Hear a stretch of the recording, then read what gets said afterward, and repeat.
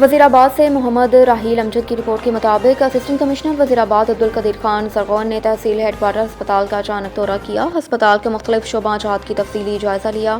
دورے کے دوران کئی انتظامی اور تکنیکی خرابیاں سامنے آئیں، جن پر اسسٹنٹ کمشنر نے برہمی کا اظہار کیا، فوری رپورٹ طلب کر لی۔ دورے کے دوران اسسٹنٹ کمشنر کو بتایا گیا کہ ہسپتال کا ٹرانسفارمر خراب ہے، ڈیزل کے استعمال کے نام پر فنڈز کا اجرا کیا جا رہا ہے، جس پر شفافیت سے متعلق سوالات اٹھائے گئے۔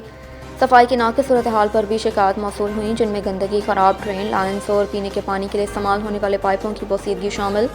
فارمیسی میں ایئر کنڈیشن خراب پایا گیا، جبکہ مریضوں نے شکایات کی کہ ہسپتال میں ادویات دستیاب نہ ہونے کی وجہ سے انہیں باہر سے خریدنی پڑتی ہیں۔ ایمرجنسی وارڈ میں عملے کی کمی کے باعث مریضوں کو گھنٹوں انتظار کرنا پڑتا ہے۔ اسسٹنٹ کمشنر کے پہنچتے ہی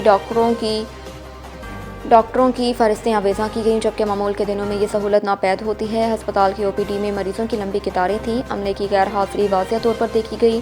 MS کی عدم موجودگی میں ہسپتال کا تمام نظامی انتظام برہم درہم تھا۔ ویل چیئرز کے ٹوٹے ہوئے پہیے اور دیگر سہولیات کی کمی نے ہسپتال کے مسائل کو مزید اجاگر کر دیا۔ اسسٹنٹ کمشنر نے ہسپتال انتظامیہ سے تمام تفصیلات پر مبنی رپورٹ فوری طور پر طلب کرتے ہوئے واضح کیا کہ غفلت برداشت نہیں کی جائے گی، متعلقہ افسران کے خلاف کارروائی کی سفارش کی جائے۔ عوامی شکایت اور ناقص انتظامات کے باعث شہریوں میں شدید بے چینی پائی جاتی ہے۔